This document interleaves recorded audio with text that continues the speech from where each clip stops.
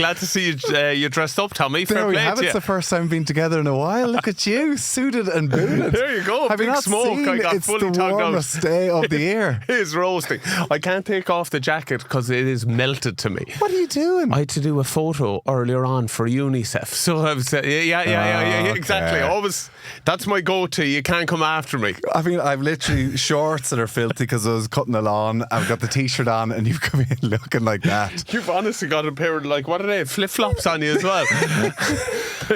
How are you? Any crack? Good boy, yeah. I'm looking forward to this. It's a while since we caught up properly, isn't it? It has been a while, yeah. It's been different good. Dynamic when we're in a room together. Well, I think finally people will be able to hear us instead of you not being able to switch your microphone on and the camera zooming up and down and all over the place. Of course, you turned it into a roast. What about you, Tommy? What's the crack? Not much, no. Ireland still flat out enjoying the good weather in the shorts. Don't quite have the tan that you have yesterday or yet, but working on it. Here, looking at the outfit you're wearing at the minute makes me think of, did you see in the news this week, Ken Owens? Do you remember the Welsh hooker captain? Legend, yeah. Yeah, he's just retired. So he's talking about, and this could be you, Donncha. He is talking about joining Labour to run for the Seanad over in Wales. Politics. Yeah. Ken Owens in politics. Oh my God. The sheriff, that was always his nickname. Yeah. Whoa.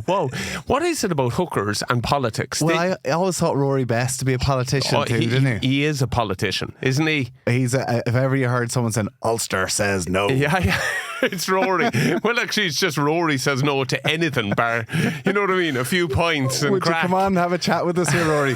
No, not even answering that. No, not even a chance. So yeah, Ken Owens is doing it. Do you know who else is a politician? Do you remember the back row for Australia, David Pocock? Yes, what a player. He is a politician, the Seanad over in Australia as well. I remember seeing him one day. It was on a day off. And you know, I don't know where we were. It could have been Adelaide. But you know, the Wednesday off where everyone's just knocking around. I think we were going, I think it was myself and Trimby yet again, heading off to get banana bread. Again. Yeah. But we saw him in the park, man, doing yoga on his own. He was cut to bits, man. He's in serious shape. He still looks in serious shape. He looks like a Marine. Imagine how intimidated it'd be being in like the Seanad next to him as well. Yeah, honestly, there he is. Like in the Irish stall, like coming in, you have Micheál Martin there has just done a sea swim, coming in with the big hairy chest. Healy Rays, and there's Pocock doing downward facing dog in front of him. This is the future for Irish players. Maybe it's Do you know what? Is there something in it though that there's a good crossover for like? Well, because when I read about Ken Owens, I was thinking, what is the most obscure jobs that rugby lads have done, right? So I thought I'd go and have a little look at it here. So this is... You've been busy. So I have. So yeah, Richie McCaw is a commercial helicopter pilot. Of course he is. Wow. Imagine... You're using this to blow your own flute again. You've done that, haven't you? Oh, well, that happened to be first. Yes, I do have a pilot licence, don't you? Don't mention it. Don't mention it. It's for those jokes in the shopping centre. You're on it. Literally like a lawnmower with wings, this thing. Honestly, there ain't no saving yourself with this thing.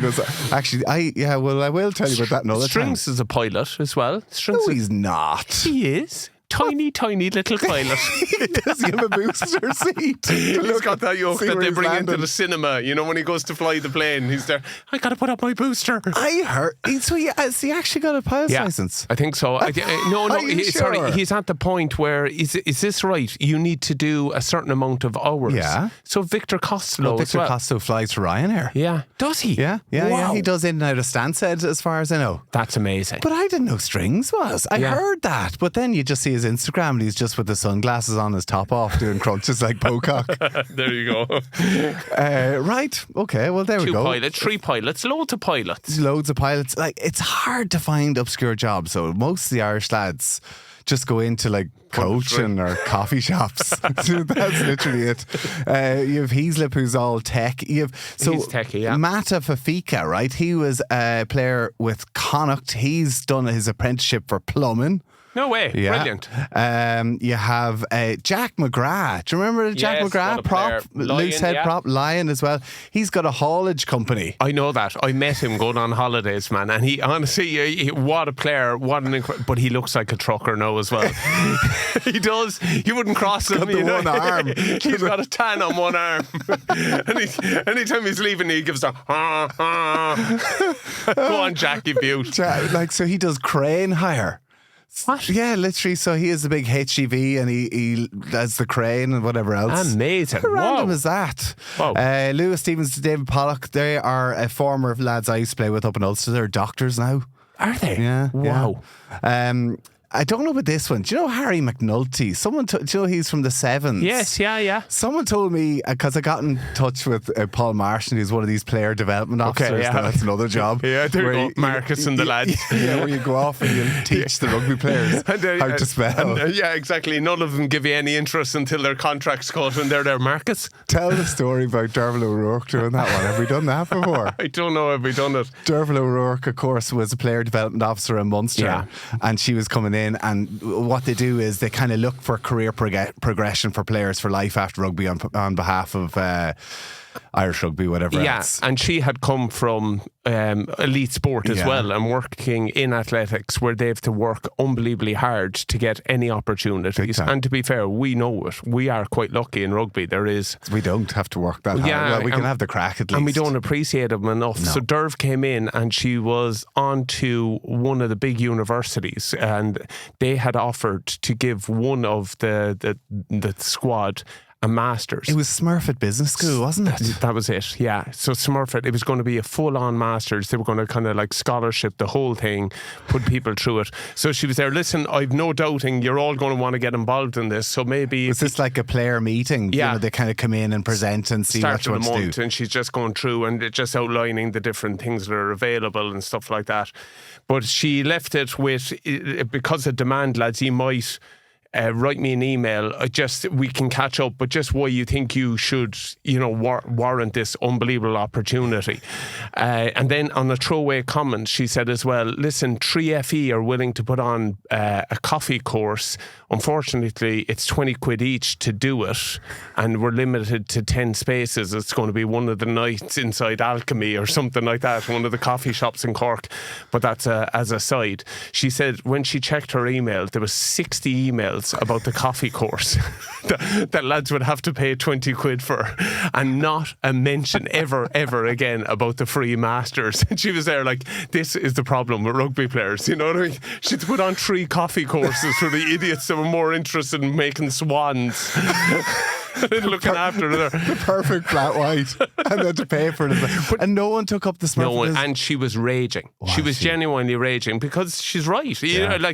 Now when you're out of it, Tommy, you think like, big time. What a brilliant opportunity there. Well, that's what and Paul Marshall says this as well, that like, you try to tell the players you're not invincible. Like we've all been here, and your career is going to finish very shortly. But he's like, listen, you can take a horse to water, you can't force it to drink. So he's offering them courses, offering them things to do, and exactly the uptake. Like some players are really diligent, and you hear certainly around Leinster and stuff. I know some of the boys are doing work experience. I know Johnny was talking about how that's how he got into our dad group. He was doing like a couple of days a week in there as well. And then you end up being the Lions coach. And then he's like, the Lions. What an apprenticeship what did that serve you? He knows how to put a few bottles together for them. But you know what? You're right. As well, you need buy-in from the province or the club, I feel. And you're right. The people we mentioned there do unbelievable work. Yeah. I remember in Worcester, there was an incredible lady called Lynette Cutting. And when I went over there, I was 37 years of age, like with 4 kids. And she was there, okay, what have you on for life after rugby? I was there, Lynette, don't worry about me. I've it sorted. You know what I mean? 37, don't worry. And I was not allowed not be doing something to prepare for. Right. So I actually finished my degree I started my degree in the CIT as it was then. It was called Recreation Leisure. I ended up with a degree in sports management from Worcester. Did you actually? And she put on, so the meeting room later in the afternoon got used for tutorials, and rather than us going into Worcester, she would actually organise for the tutors to come in, or the gym got used for strength and condition. There was a bus, you mentioned the lads doing plumbing. There was a bus that every Wednesday used to take lads up to do apprenticeships. It would leave from the car park.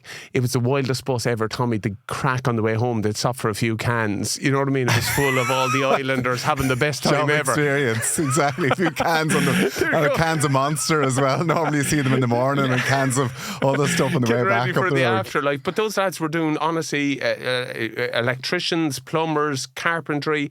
Just that's what we should be doing, honestly. Like, if you tried to get a carpenter nowadays, it's impossible. Like, that's the life after sport, no doubt. Go. Forget about the pilot. Yeah, forget about the pilots or your finance. Right, but you're right. It falls on the clubs and falls on the provinces to really push that because players have a day off on a Wednesday, say, and they might come in and do a bit of yoga or a bit of stretching, whatever else. But actually, they should be. It's hard to get the balance in it, though, isn't it? Because, be honest, Tommy, right? You do have to prioritise rugby. See, I didn't. I was the opposite. I always wanted something outside of it. I was bored of rugby. I know, isn't that terrible? It's not even that, man. You were that talented and you didn't give a shit. No, you know what I mean? It was so fucking annoying being around you. Like, you know what I mean? Unbelievable player, man. One of the best of our time. And there you are, not giving an arse. No, I don't know. The way my brain works, like, I can't be fully focused on it. I need to have multiple plates spinning or I lose focus on stuff. I actually find, even now, do you know what I mean? Like, I have the morning show. I do, like, because see, when Lucy, I'm at home and I've got nothing to do, like, I just can't cope. I just can't cope sitting on the sofa. Just watching a series or something I just can't do it. I always have to have different stuff sorted. So I suppose that's the thing. It's the link between different players. The last one I wanted to mention as well is Damien Brown, the adventurer, as well. Oh, how cool a job is that? What has he's rowed across the Atlantic, hasn't he? Taken that on. What else has he done? He's probably wrestled a bear. He looks like a bear. He does look like a bear, honestly. You know the way there's all these fights now that anyone can fight an influencer and stuff like that. Damien Brown fighting a grizzly bear. Can we make that happen? As part of his adventure series. I want to see that adventure. Put him in an octagon and who wins? Barry Murphy, singer. Unbelievable singer. Yeah. Do you know what? And got kicked off the bus for being too good. Oh, for being too good a singer. But that was sickening, though. Do you know, he got up and everyone's like, song. And then he starts doing a cappellas. I mean, give me a break. Yeah, give us a break. Have you heard him? I know this sounds nuts, man. Singing, the theme tune to Home and Away. You know we belong together.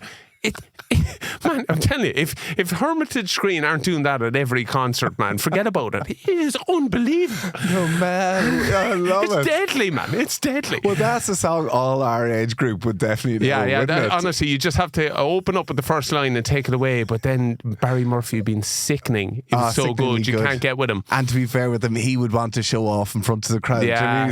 He's like Christy Moore in the Late Late, who tells the crowd, "Shut up, stop it. This is my song. The other way around. This is my time to shine." People are butchering it for Christy. I have a question for you, right? I was with a friend the other day, a former player as well, and he put a question to me about the current state with players. He kind of said, it looks like they're not having much crack. Right? Like you were talking about the lads going off the apprenticeships, having a bag of cans, whatever else, coming back from doing that. He was saying professionalism looks so serious nowadays that he was wondering, is it even fun anymore for these lads? And he was wondering, can you get to the top level of a sport with not actually liking it? Yeah, I don't think so anymore. What do you think? You don't think you can get to the top of the sport? Sorry, I don't think you can have as much fun. Well, they're definitely not having as much fun. No, but they're not. Because it's so professional. Like, we all get into rugby because we love it, but now it's gotten so serious and so professional. Different too, isn't it? Like, they can't scratch their ass in terms of a picture, a video, a social media thing. Like, Tommy, could you imagine it? Could you imagine after some of those games, if just some of the photos, some of the videos of? But that's something to enjoy. I know seeing that. the fans, but it's actually whatever about that, playing the match. Like, this person was saying that, can you get to the top? Like, is it now a job where actually you're just treating it as in it's just about getting paid? Yeah. Or are these lads actually all absolutely living the life and can't getcha. wait or dreading to go off and become a senator or fucking singer or whatever else. Or I mean? meeting Jack on the road. Well, because they probably see Jack with the tanned arm and they go, Jesus, I mean, Here's the afterlife. Why can't I get a master's anywhere? I wish I didn't know how to make it. I was such a good barista. But you know, when you're playing, like I'll be honest with you, whenever I went through the last couple of years playing, I was going, do you know, you train so hard to get fit. You see all the lads out training together, playing matches, and you're just stuck in the gym, and it's so demoralising, it's so difficult. And if I saw a career path that I could go into that I thought I would enjoy as much or would get as much enjoyment straight away, I probably would have considered it a lot earlier. Do you know what I mean? But it's the worry, I can't let this go. That's true. Because God only knows what's in the afterlife. Yeah. And the one I always think about when you put something like that is CJ. Like CJ retired. Stander. Yeah. Right. He's playing quite young, wasn't he? Yeah, like he was didn't actually. retire through injury. No. He didn't retire to go, you know what I mean? He just wanted to get out. Just finished. He'd enough. And yeah, I think it's a really good question. Like how much, like this is another thing, but you can be good at the sport now without loving it. They've been training for that much, these players. Exactly. Like you can be still good at it because you're still practicing. 100%. You have to every day. But are you enjoying it? Yeah. Like I loved it, Tommy. This is mad to say, but I remember Jenny. Like I was in the last part of my career at Munster, and I'll be honest, I was going to be a kind of food bill, and I would have drained from the environment. You know what I mean? I felt like I was taken. And I remember sitting down and saying, I might cut it here and walk away. And she was there. Listen, if you still love it, why don't you keep going for another while? Really? Yeah, genuinely. She was So there. what age were you when you finished? I was 39, just about to And turn what 40. age did you leave to go to Worcester? 37.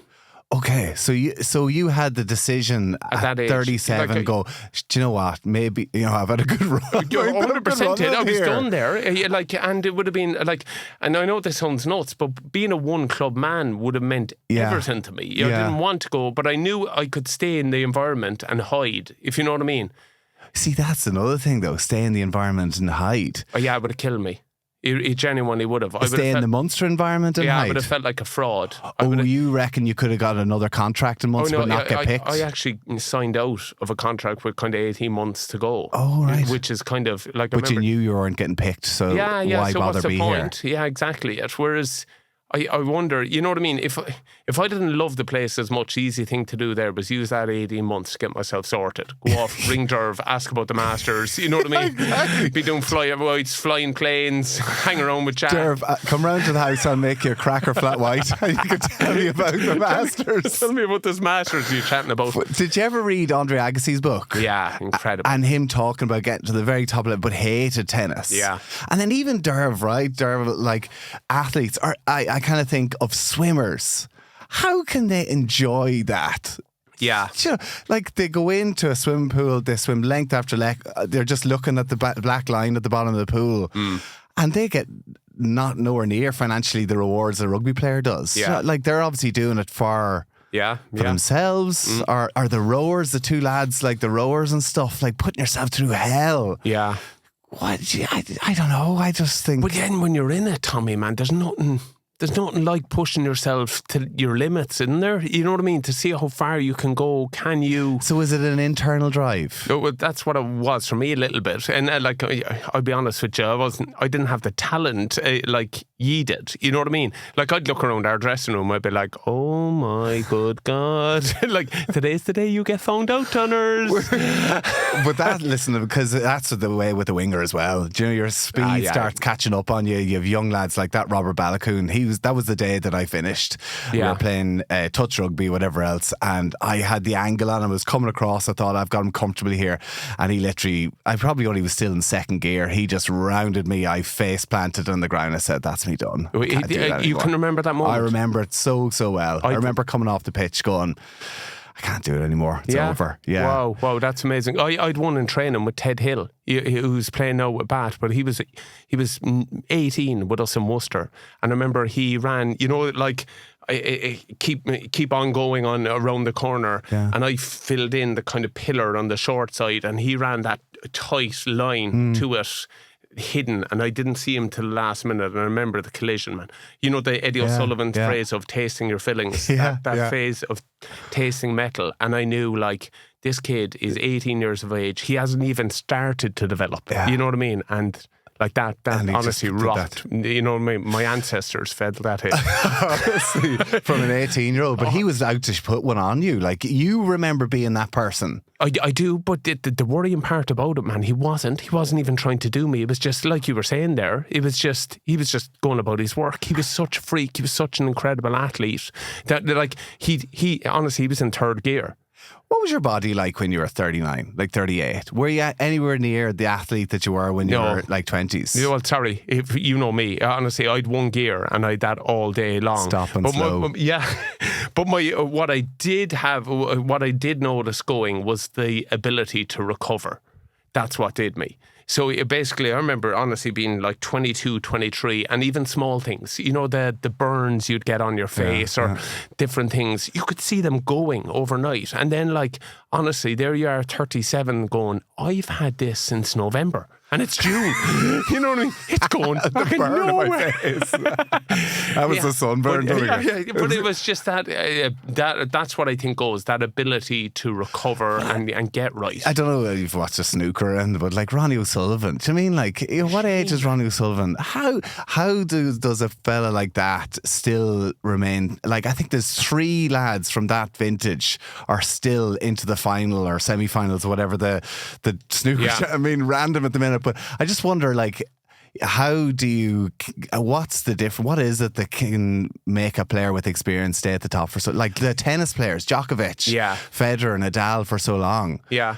I just don't understand it. Like, it's an internal... Is the interest as well? Yeah, I think it's an internal drive, isn't it? They're so self-motivated. They're so driven to be that ruthless. And yeah, like you remember, Tommy, like we're different people to what we played in rugby, aren't we? Like, we'd stand on you. You put us in our boots, man, and it's that ruthless edge. Yeah. Whereas, like, thankfully, I'm kind of glad that's gone, man. Well, this is it. This is what I was just wondering, like, the fellas who are out there, I wonder if there are lads who aren't in the 23 every week who are kind of hating it, but scared to take the jump. Yeah. Jeez. You know, but then it's not just what's on the pitch, it's the camaraderie, it's the crack on the sidelines. There's so much more to rugby, actually, than just playing on the pitch as well. But it is hard because, like, I noticed...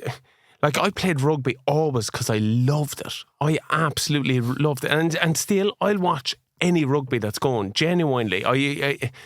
But I remember going into Worcester there, and you'd ask someone, there'd be a brilliant Tri-Nations game, you know what I mean, South Africa versus New Zealand, and you'd say to the lads, and they would see the Tri-Nations match, and they're like, huh?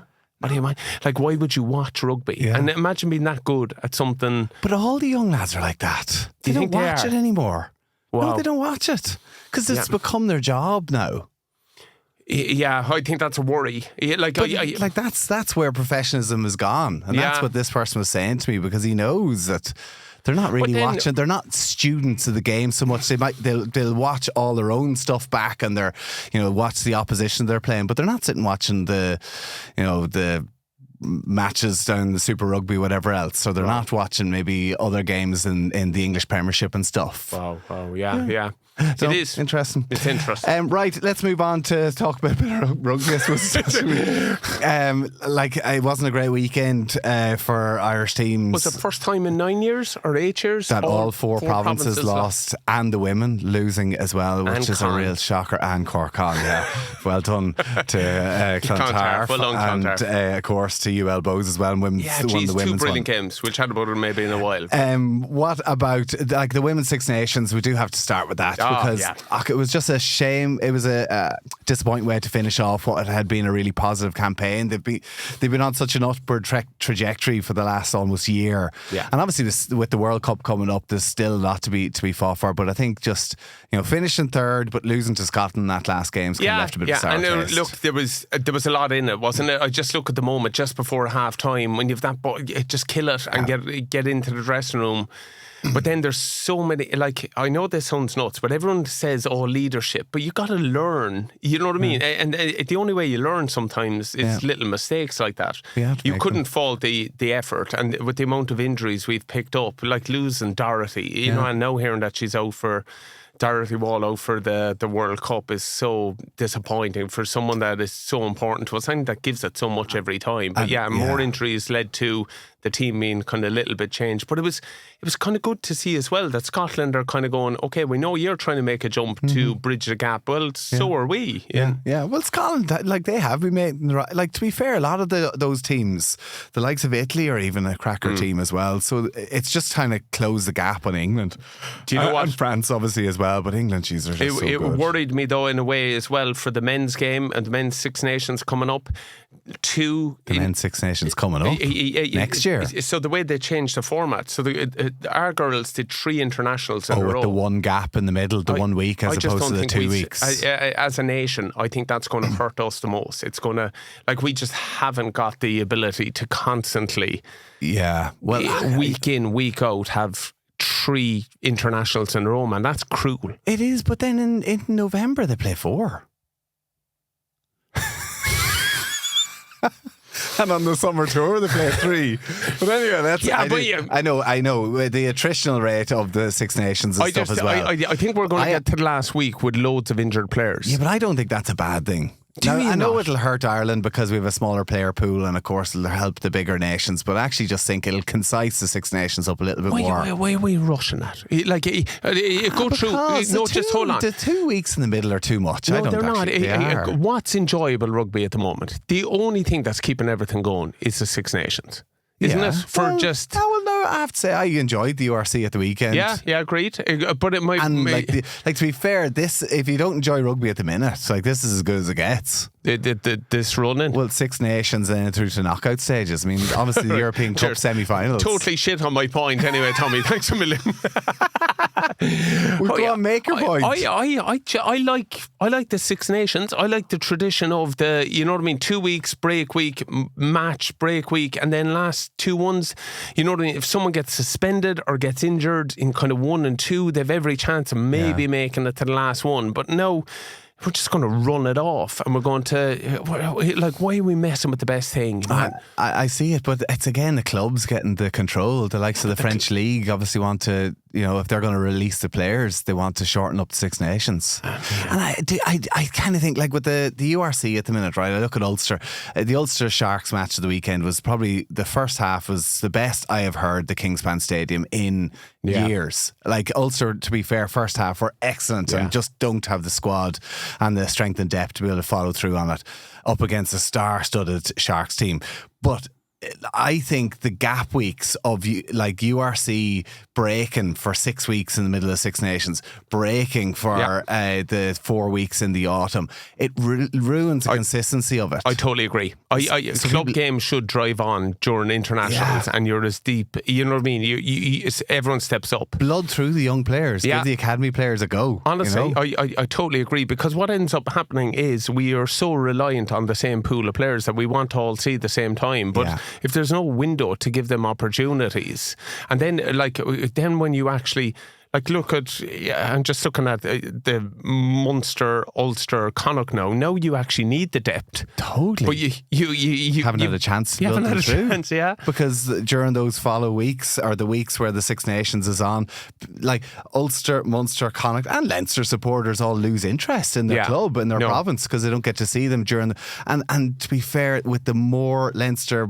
players in the Irish squad, a lot of the Ulster supporters have said they're not as interested. They don't want to have to pay the fortune to go down to Dublin to watch it. Because it's not the same link, because they don't see any of their own players there. Yeah, I know, like, we've got to put the Six Nations up on a pedestal, but I do think leaving the club game run or the provincial game run during that time is fine. Even playing in A-League, even playing 2 or 3 matches in that period, I just think shutting it all down and making the players. But I'd love if they were a little bit smarter as well. And you see with the League of Ireland playing on Monday nights and different things like that. Like, honestly, why not a Thursday night there for, like, could you imagine over the Six Nations, Munster, Ulster, Thursday night before Ireland, England? You know what I mean? At least it's of interest. There's some interest in that, right? Wouldn't it? Yeah. We should get a job in rugby rugby, man. Why don't the URC employ us to actually give them some great ideas? I'm going to give Derv a ring and she'll get us sorted. Well, you look the part. World Rugby Ambassador Donncha O'Callaghan with the shirt and tie on this morning. Derv, actually, imagine spit out her coffee talking to you with that. Yeah. Munster lost, Leinster lost, which is a huge shock against the Scarlets too, and Connacht as well. No, the Scarlets back in it. Look, it was good for the Welsh regions for sure, and it's good to see, isn't it? Like the Arms Park there on Friday night, man, to hear Welsh rugby singing again. Yeah. For all those lads, like I know teammates in there that were with us with Worcester when that went under, and then the insecurity knowing what's going to go on with Cardiff. But all of a sudden you get a result like that and it keeps them in the hunt. Well, that's it. Scarlets are now up to 7th in the league. Amazing. So it's actually so tight coming into the last two matches. Obviously Ulster are going to be against Munster and pretty much a must win for the two of those next Friday. It's a Friday because I was looking at it, Tommy. Bonus points even won't do it at this point. Sure, they won't. No. Both need 2 wins nearly, do they? Yeah. But I was thinking, could there be an old truce and all? You know what I mean? You run in 4 tries, we run in 4 tries, and then we start playing. The lads having a flat white on the halfway line. We should be working for URC. Scrap that.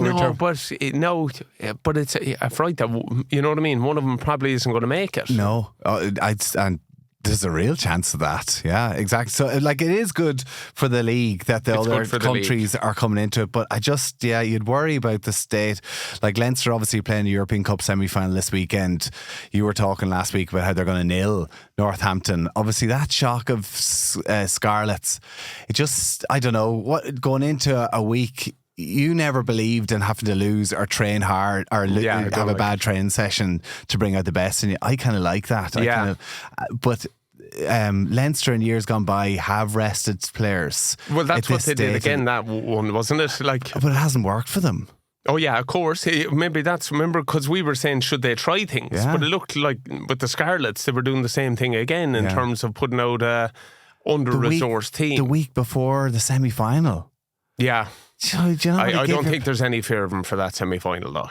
Genuinely. And in fact it probably would have distracted for it. Whereas Northampton, I watched that game. Who did Northampton play at the weekend? Jeez. My head. Let me try and tell you here. But Mitchell, incredible, all of them, and you can just see they have to get a result, they have to get a win, they have to be on it. Whereas Leinster probably 48-31, they beat Bristol. That was it. Honestly, it was a great game because they haven't had a good season, Northampton, but they have got some quality players. Yeah. Do you not think that they'll trouble Leinster though at all this weekend? No, I think if you go back to the Croke Park match last year, that was actually quite close. Yeah. But then, you look at the different ways they've gone. Yeah. They've lost Courtney Laws, they've lost, you know what I mean, some of their key people around their environment, and Leinster have added to it. What do you think of Toulouse-Bordeaux? I think it's going to be a right game, but I see Toulouse coming out on top, don't they? I mean, we really want the Toulouse-Leinster final again, don't we? But they should have picked that good and early and stopped bothering us all with these. Just pick the two of them. You know what I mean? Just say, will you play in the final? But do you know what's noticeable? We're in Dublin today. I noticed it being kind of, I thought, if, not just saying it, but if Munster were in a semi-final of a European Cup, there's flags everywhere, man. There's red days, there's, you're walking around here, I saw one flag across from the lads' pub, the bridge. You know what I mean? You'd hardly know there's, maybe the one eye is on, you know what I mean? The final. Yeah, normally Leinster are pretty good at doing that, but you're right, actually I haven't even noticed anything about it. You wouldn't know that they're in the final this weekend. There's no big buzz about it. There's such an expectation on them though. Do you know what I mean? It's hard to kind of drum that up when people expect it. If they don't win it, man. If they don't win it. Serious trouble this week. Oh my God. Do you think Lions squad is going to be picked next week, Thursday, by Andy Farrell? Do you think this, obviously it's the last shop window, do you think there's a couple, I like the Finn Smith at 10 up against Sam Prendergast? Yeah, it's a great one. That's going to be a great battle between the two of them. Yeah. Mitchell at 9, he's a Northampton 9 as well. I think he's in the periphery of a few people's squads as well. He was brilliant at the weekend, man. I saw him 50-22s, running breaks, all that. He's just lively and he brings energy, and I would think he's a fella that Farrell could coach and get into, you know what I mean? I'd say he'd like him. It's a great opportunity for those lads to just put their hand up for one final one. That Pollock, the winger, or the back rower as well.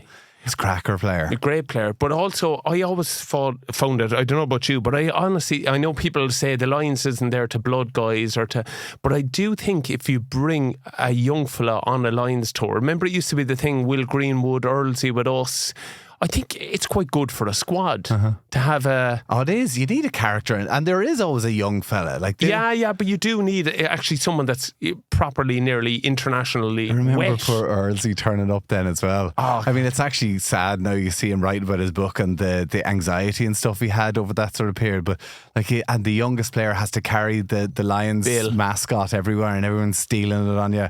Stuart Hogg was the same 2013 as well. Yeah. It's a desperate job. That's what nobody wants. Thinking we're gas fuckers hiding it, and there's poor old Earlsey, honestly tormented. And he's having to go out and play against the bloody cheetahs on the Wednesday, and all he can think about is someone's stolen the teddy bear. Yeah. But I like him a lot. It was that because Munster, you kind of know. You like who now? Pollock, oh, yeah. That moment there. Do you remember the Munster Northampton game over there? It was on. It was in the mix, and he made a turnover in the last minute. I just love guys like that. He reminds me of that kind of Delalio English kind of and I think that's what they're missing a little bit. That alpha male, cheeky, confident, I'm English, I'm so proud, and I don't give a shit what you think of me. And that's him, and I like it. He's a player who looks like he's enjoying. Do you know your question about the players enjoying themselves? Brilliant. I actually think he's so important for the game as well at the moment. I think honestly, I do think it would be good. Like if he jumps, I've no doubt, and they have a load of guys in that age group, a bit like Stringer with us. Once one jumps, loads more can do it. And I'd say he'd be spiky on that tour, man. He'd be getting into the Australians, and you have to follow him in. If you're Marrow there and you see your kid giving, someone... Geez, that back row's so hotly contested. Yeah. To get it. But listen, he is a cracker this weekend against Leinster, who you would imagine most of the Lions squad's going to come from there. Yeah, I mean, he's right back into it. I'm going to give you an opportunity to go back on your word. Who do you think are not? Let's be honest. Two of us were chatting outside and we were there. Does Doris? No.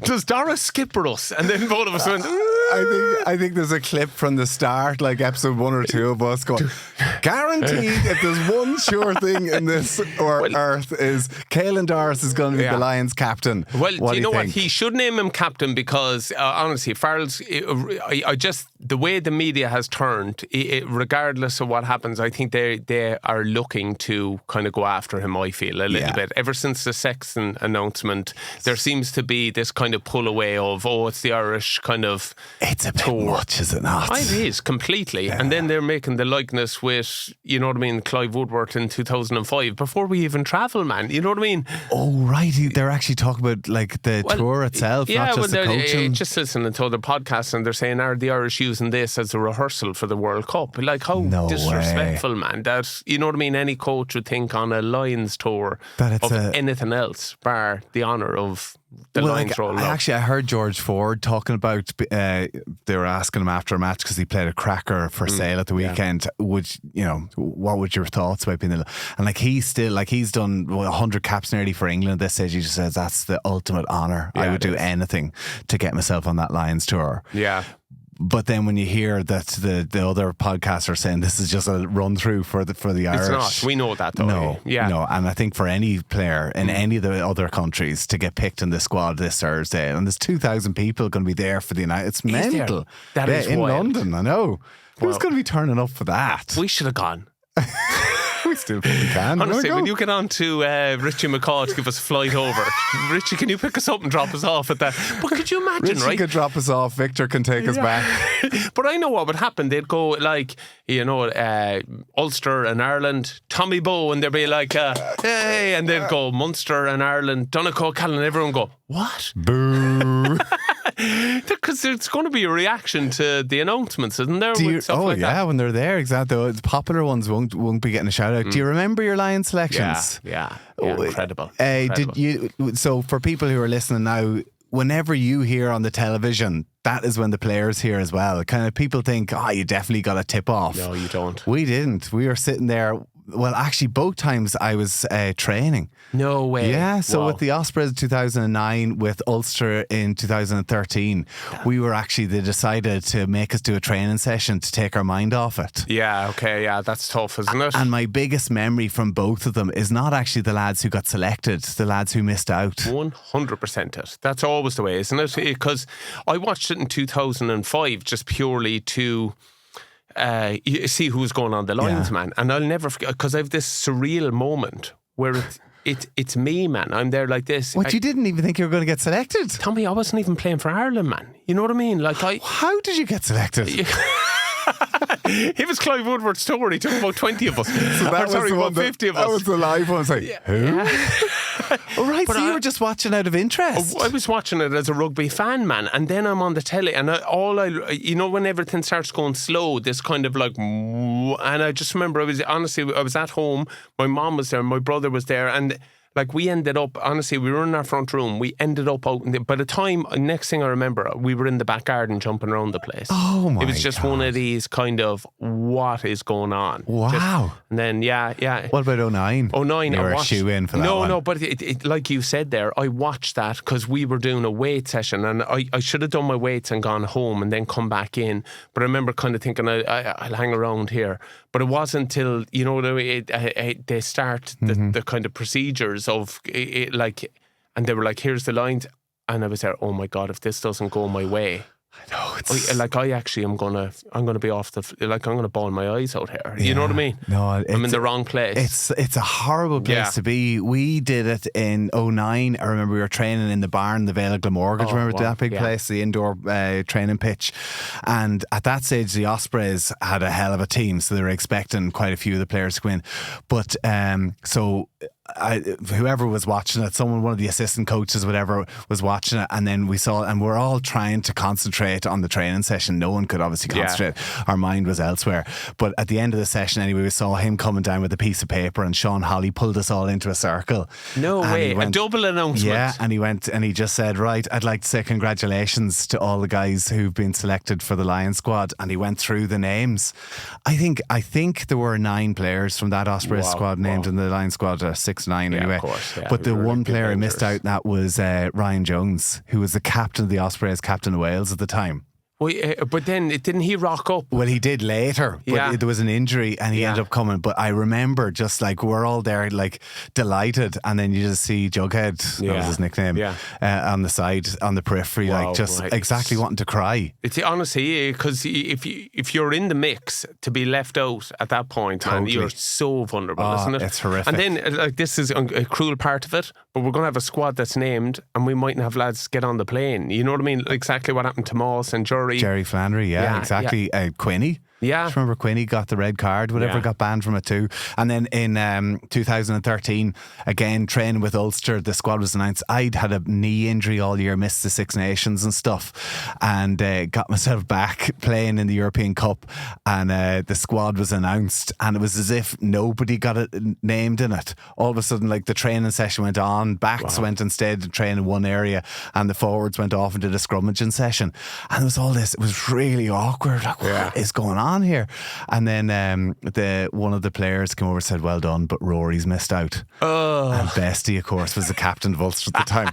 Brilliant. I'm there delighted. You were there doing the news on that. I'm on my own. Like, do you want me to pick you up and duty free? It was literally, it showed how popular you were in the squad. No one celebrated with me. Well done. No one celebrated with me. Of course you were going. Gatlin's little pet. Everyone went off and they all did the scrummaging session. It was awkward. Do you know what though? I do think it deserves stopping a session, doesn't it?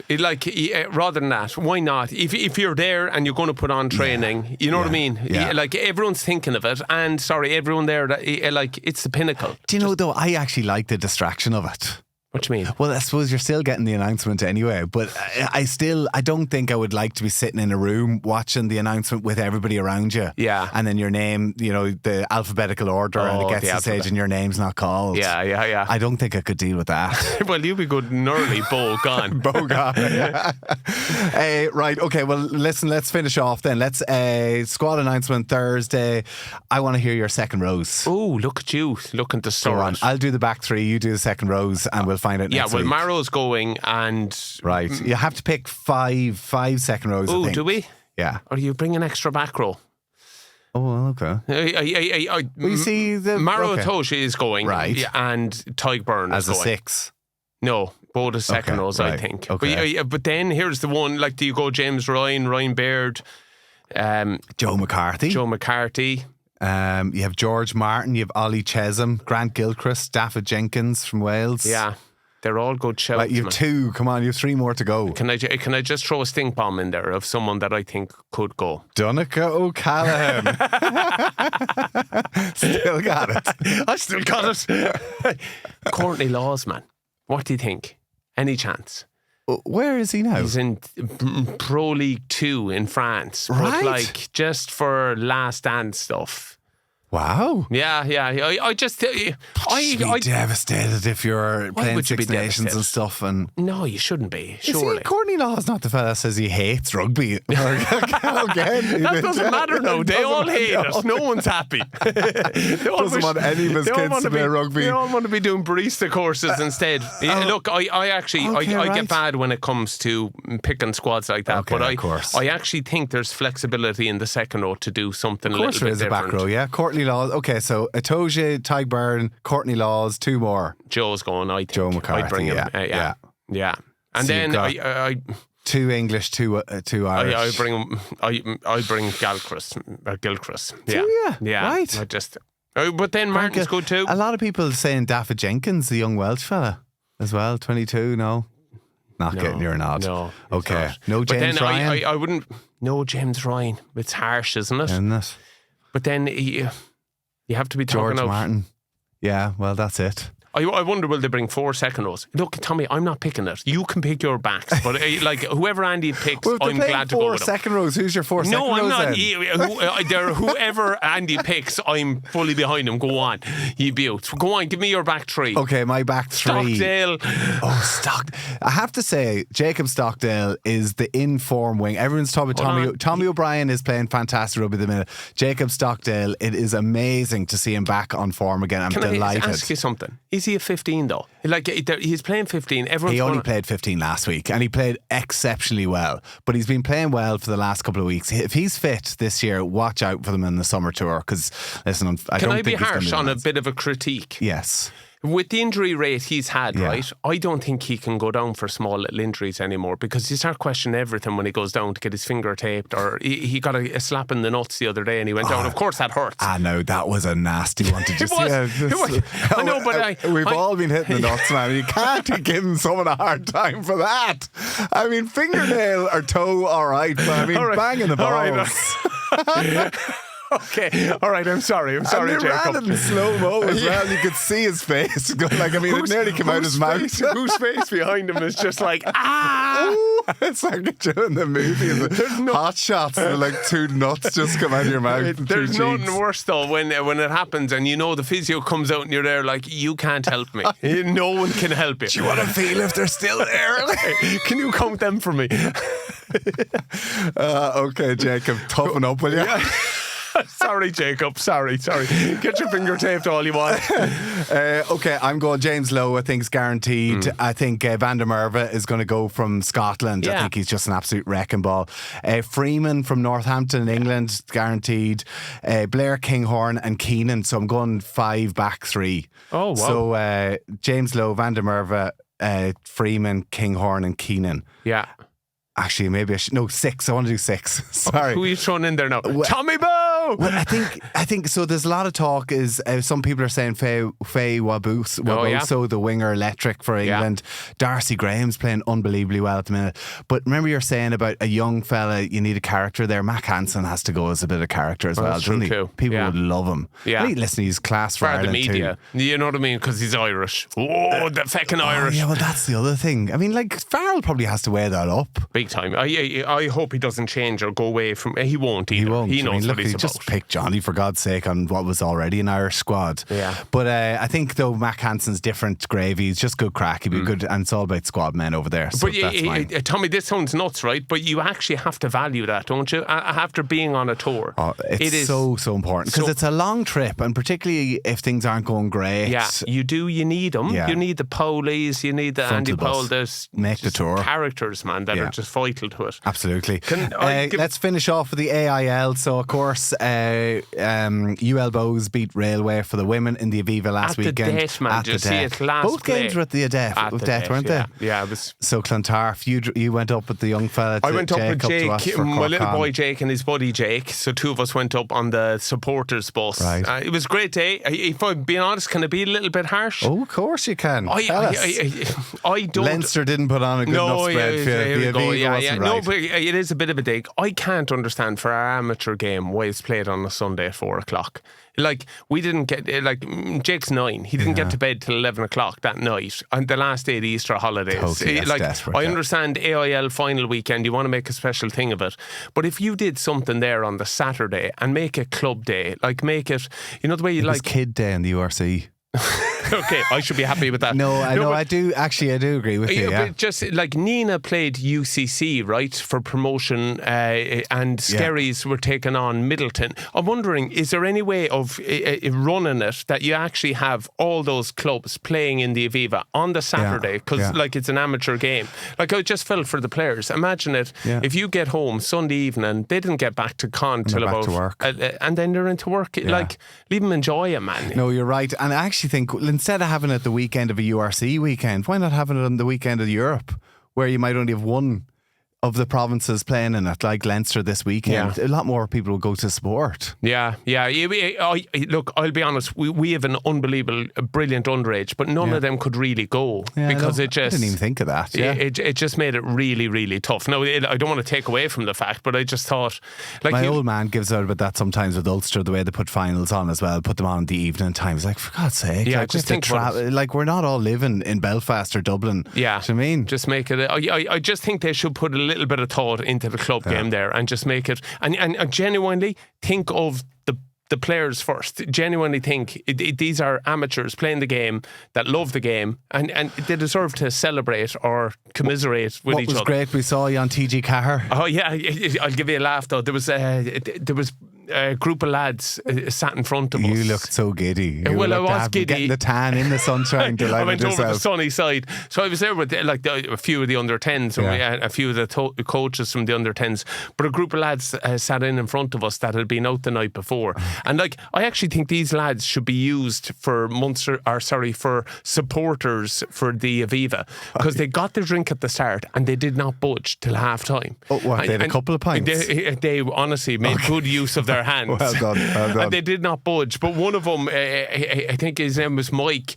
He was after ringing in because they was out the night before. He rang in work to tell him, I'm not feeling the best today. And so he was at the match? Pan on, they spotted him right in front of us. And he's caught out on the telly. And his boss was texting him, you're looking lively enough there on the telly. He was got caught out on the telly. Love it. Every time you ever pant him, he's like, and up on the big screen. Jake and a few of the lads got some kick out of it. They were like, yes, he's been hung. Good on him, Mike. Great crack though. Fair play to you. And fair play to Clontarf as well. Well done. Congrats. And UL Bows. Brilliant. Yeah, sickener for Cork on. Sorry, Donncha. We'll be back. Listen, that's it for this weekend. Best of luck to Leinster in the semi-finals. Yes, great to see Irish representation in the final, fingers crossed. So hopefully they make it all the way in the match this weekend.